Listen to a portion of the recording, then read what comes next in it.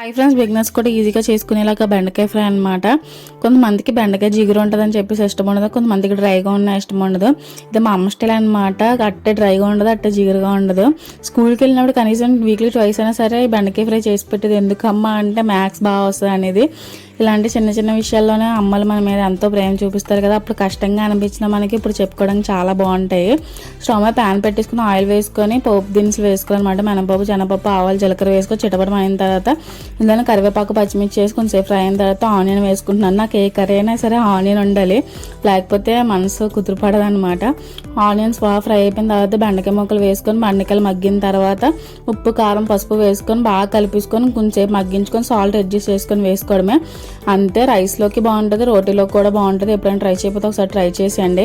నిజంగా బెండకాయ తింటే మ్యాథ్స్ బాగా వస్తుందా? కామెంట్ చేసేయండి. Please like, share and subscribe to మీకు సబ్బు యూట్యూబ్ ఛానల్. ఫాలో అవడం మర్చిపోకండి ఫ్రెండ్స్. ఒక లైక్ కూడా వెళ్ళిపోకుండా.